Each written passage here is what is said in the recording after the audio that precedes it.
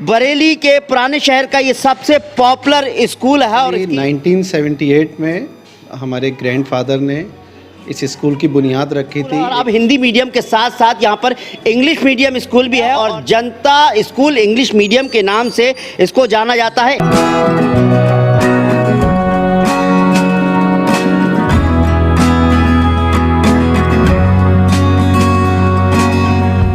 हमारे यहाँ हम लाइव मॉडल्स बच्चों को लाइव प्रोजेक्ट चलवाते हैं। यहाँ पर कंप्यूटर लैब है, साइंस लैब है, साथ ही साथ स्मार्ट क्लासेस भी हैं।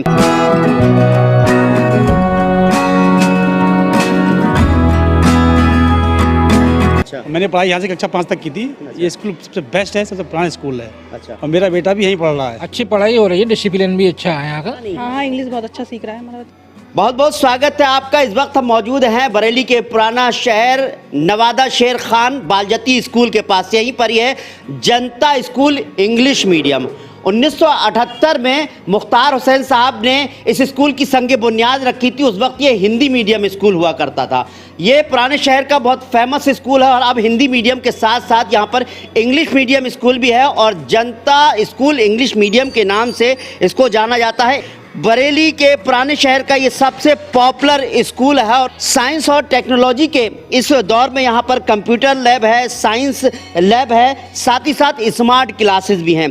इस स्कूल के बारे में कहा जाता है खासतौर से प्रैक्टिकल पर बहुत ध्यान दिया जाता है। स्कूल की प्रिंसिपल हैं नईमा सुल्ताना जी और मोहम्मद फराज साहब हैं जो इसके एमडी हैं, मैनेजिंग डायरेक्टर हैं। फराज साहब बहुत बहुत खैर मकदम है हमारे इस चैनल में आपका। थैंक यू, आपका भी बहुत बहुत स्वागत है। अगर इंग्लिश मीडियम की हम बात करें किस तरह से अलग है वो मैं जानना चाहता हूँ और विजिट करना चाहता हूँ सर आपके स्कूल की। बेसिकली 1978 में हमारे ग्रैंडफादर ने इस स्कूल की बुनियाद रखी थी। एक हिंदी मीडियम स्कूल के रूप में एक छोटा सा पौधा लगाया था जो आज के टाइम पे एक फलदार वृक्ष बन चुका है मैं कह सकता हूँ। और इंग्लिश मीडियम स्कूल जो हम इंग्लिश मीडियम रन कर रहे हैं अप्रॉक्सीमेटली 15 ईयर्स से इंग्लिश मीडियम यहाँ पर चल रहा है, NC to 8th क्लास तक, जूनियर हाई स्कूल तक। सबसे इम्पोर्टेंट बात यह है हम लोग फोकस करते हैं प्रैक्टिकल्स पर बहुत ज़्यादा, क्योंकि हम देखते चले आए हैं हमेशा से ही।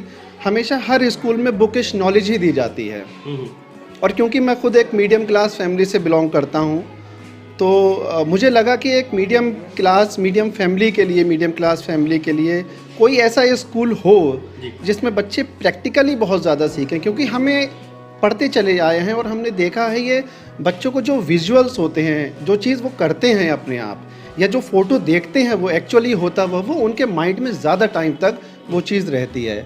तो हमने साइंस लैब, मुझे नहीं लगता पुराने शहर में कोई भी स्कूल साइंस लैब में प्रैक्टिकल्स करा रहा है। हम CBSE पैटर्न पर ये स्कूल चला रहे हैं और हम कोशिश करते हैं कि यहाँ पर इस लोकेलिटी के बच्चे जो हैं CBSE स्कूल्स के बच्चों से compete कर सकें, उनके साथ कंधे से कंधा मिलाकर खड़े हों और कंपटीशन क्वालिफाई करके वो आगे जाएं।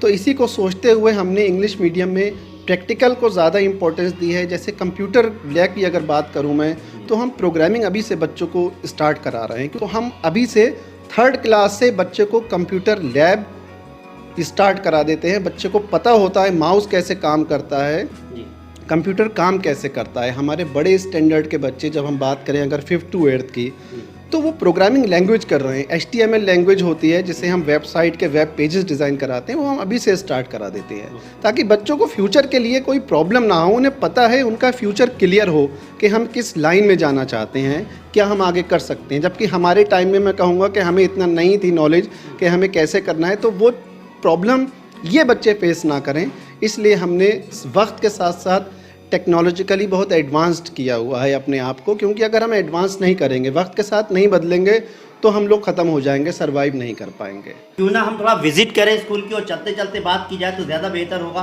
बिल्कुल बिल्कुल। कि आप जो है M.Tech हैं, कंप्यूटर इंजीनियर हैं, HCL में यानी मल्टीनेशनल कंपनी में आप जॉब करते थे और फिर बरेली आकर के स्कूल संभाल रहे हैं। हाँ, मैंने M.Tech किया था। M.Tech के बाद फिर मैं HCL कंप्यूटर्स में जॉब कर रहा था। क्योंकि स्कूल चल रहा था पहले से, तो मुझे लगा क्यों ना हम अपने यहाँ के बच्चे को जो शायद इस चीज़ के बारे में सोच भी नहीं सकते हैं उन्हें इस लाइन में उन्हें इन चीज़ों की नॉलेज दें जिससे वो आगे जाके एक हमारे पूरे कंट्री को बिलोंग करते हैं, जो कंट्री को रिप्रेजेंट करें और एक अच्छे कंप्यूटर इंजीनियर के रूप में वो एक अच्छी लाइन पर जाएं, अच्छा ग्रो करें। तो हमने सोचा कि क्यों ना बच्चों को टेक्नोलॉजिकली एडवांस किया जाए, क्योंकि ये बच्चे जो मीडियम क्लास फैमिली से बिलोंग करते हैं ये शायद सोच भी नहीं सकते कि दुनिया कहाँ जा रही है अभी। तो हमारे यहाँ स्मार्ट क्लास प्रोजेक्टर है। आप देख सकते हैं कि यहाँ पर स्मार्ट क्लास चल रही है, प्रोजेक्टर लगा हुआ है। कहते हैं खेल खेल में बच्चे सीख जाते हैं, ऐसा कहा जाए फराज साहब? बिल्कुल बिल्कुल। आज के टाइम पे सिर्फ बुक्स पढ़ाना काफ़ी नहीं है बच्चों के लिए, क्योंकि जिस तरह से हमारी दुनिया प्रोग्रेस कर रही है, बड़े बड़े डेवलप्ड कंट्रीज़, अमेरिका है, यूरोप है, जापान है, वहाँ पर प्रैक्टिकल नॉलेज का बहुत स्कोप है। प्रैक्टिकली वो बच्चों को बहुत स्ट्रॉन्ग कर देते हैं। प्रैक्टिकल का सबसे एक अच्छी बात यह है कि बच्चों का रिसर्च ओरिएंटेड हो जाते हैं बच्चे, क्योंकि जितने नए एवोल्यूशन होते हैं वो सब रिसर्च से ही होंगे। ये हमारी साइंस लैब है, बच्चे प्रैक्टिकल करते हैं। माइक्रोस्कोप, अभी तक हर स्कूल में यही बताया जाता है माइक्रोस्कोप ऐसा होता है, माइक्रोस्कोप से चीज़ बड़ी हो जाती है। तो जब बच्चे लाइव करेंगे यहाँ पर प्रैक्टिकल्स तो उन्हें रियलाइज़ होगा, उन्हें पता चलेगा होता कैसे है एक्चुअली। साइंस लैब है, माइक्रोस्कोप रखे हुए हैं। इसी तरह से जिस तरह से जो प्रैक्टिकल्स होते हैं केमिस्ट्री के, वो प्रैक्टिकल के लिए जिस तरह केमिकल हैं, बहुत सारी चीज़ें हैं वो रखी हुई हैं। मैं सीधे बात करना चाहूँगा जो साइंस लैब को हैंडल करते हैं और जो यहाँ पर एजुकेशन देते हैं, पढ़ाते हैं, साइंस के टीचर हैं। तो हमारी लैब में बच्चों को हम बेसिक, ये जूनियर स्कूल के बच्चे हैं तो इन्हें हम ज़्यादा रिएक्शन वगैरह हार्ड नहीं कराते हैं। इन्हें बेसिकली हम बेसिक चीज़ें जो होती हैं लैब की वो इनको बताते हैं। इंस्ट्रूमेंट की नॉलेज इन्हें देते हैं हम लोग, कौन कौन सा नेम्स वगैरह क्या हैं इनके, और छोटे जो इनके आपके litmus paper test, acid base वगैरह जो होता है उसमें डिफरेंस कैसे होता है। लिटमस पेपर पर एसिड डालेंगे तो कौन सा कलर आएगा, बेस डालेंगे तो कौन सा कलर आएगा।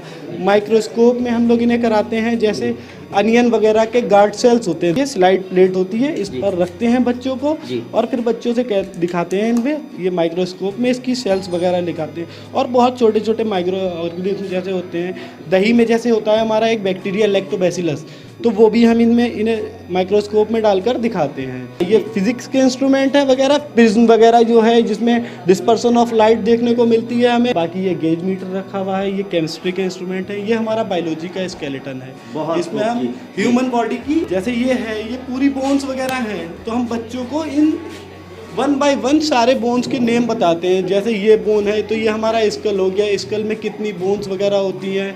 ये हमारा लोअर जॉ हो गया, अपर जॉ हो गया। टीथ के बारे में हम बताते हैं बच्चों को। रिब केज में बताते हैं कितनी बोन्स होती हैं टोटल। वर्टिब्रे के बारे में, हैंड्स में जो भी बोन्स होती हैं सबके नेम वगैरह होते हैं, ये सबको बताते हैं। सर यहाँ पे हम बहुत कुछ सीखते हैं साइंस लैब में, और बहुत सारे रिएक्शन भी करते हैं। तो फिर और माइक्रोस्कोप में भी हमने बहुत सारे रिएक्शन करे हैं। सर इसके नेम वगैरह सीखे, सर माइक्रोस्कोप से सर टेस्ट किया है। तो सर काफ़ी चीज़ें सिखाई जाती हैं यहाँ पर, और स्कूलों में ही होता है, पर यहाँ पे भी काफ़ी अच्छी स्टडी भी होती है और लैब्स भी होती हैं। आप कंप्यूटर लैब में जाकर देखेंगे तो आपको रियलाइज़ होगा कि हम लोग बच्चों को हर एंगल से ग्रूम करने की कोशिश करते हैं कि ये हर तरह से एडवांस्ड रहें वक्त के साथ साथ, और चीज़ों को सीखें, प्रैक्टिकली करके देखें। प्रोग्राम रन करते हैं, HTML लैंग्वेज यूज़ होती है सॉफ्टवेयर में, हम वो HTML बच्चे कर रहे हैं आज के टाइम पे। और जो पेजेस डिज़ाइन होते हैं, वेब पेजेस, वो बच्चे डिज़ाइन कर रहे हैं। अभी हमने 6 प्रोग्राम बनाए हैं, जिसमें फर्स्ट प्रोग्राम ने हमने हेडिंग वगैरह और करा है, काफ़ी सारी हमने चीज़ें करी हैं।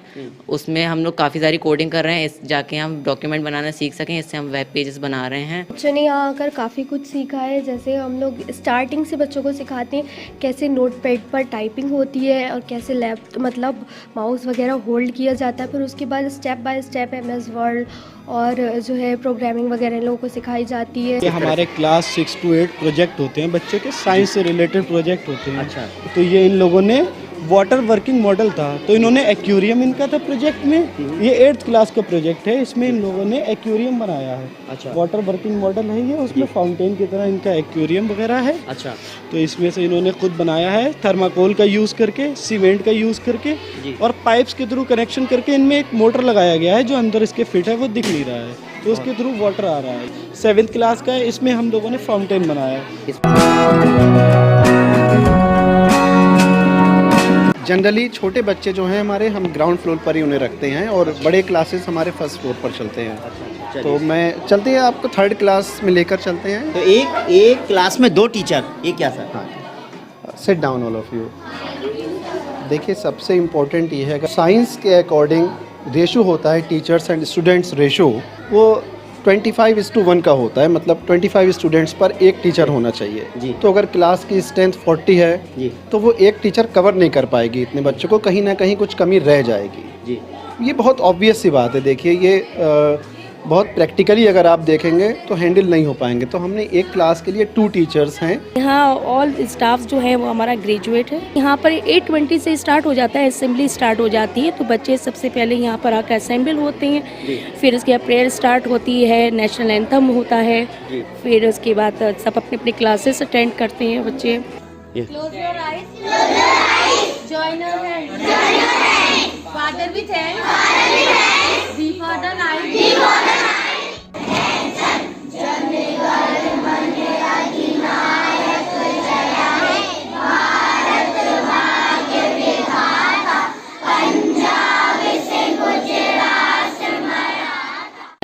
Wednesday is the day of PT.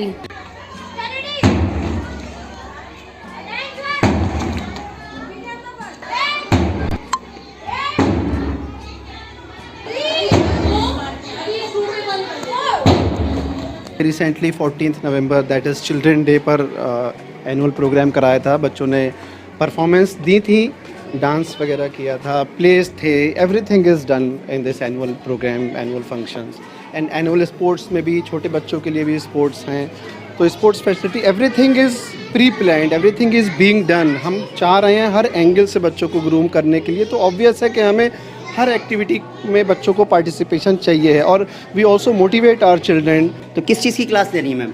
मैं मॉरल की क्लास दे रही हूँ सर। अच्छा, कितने बच्चे हैं आपके? सर 20 है यहाँ पे। 20 बच्चे। अभी ये कहा था ना 25 के ऊपर अगर होते तो 2 टीचर्स होती यहाँ पर। यहाँ बच्चे पढ़ रहे हैं, बताइए बेटा कैसी पढ़ाई होती है यहाँ पर? बहुत अच्छी। कुछ सीखा? यस अब इंग्लिश अच्छे से आने लगी? Yes sir. आप बताओ इंग्लिश अच्छे से आ रही है? Yes sir. अच्छा चलिए, पहले इंग्लिश आती थी नहीं आती थी? सर नहीं आती थी। मैथ्स की क्लास चल रही है। अच्छा ये बताइए, टफ लगता है सब्जेक्ट, लेकिन इन बच्चों को किस तरह से सिखाते हैं ताकि बच्चे? नहीं, जब से मैंने इनको टीचिंग करना सिखाया है तो ये अब बहुत ही अच्छा महसूस कर रहे हैं। अच्छा, ठीक है, इनको मैंने ऐसे कॉन्सेप्ट सिखाए हैं, इस तरीके से मैं इजी मेथड से मैं सिखाता हूँ जी। ठीक है, तो अब ये बहुत ज़्यादा मतलब जो है एट्रैक्टिव हो रहे हैं।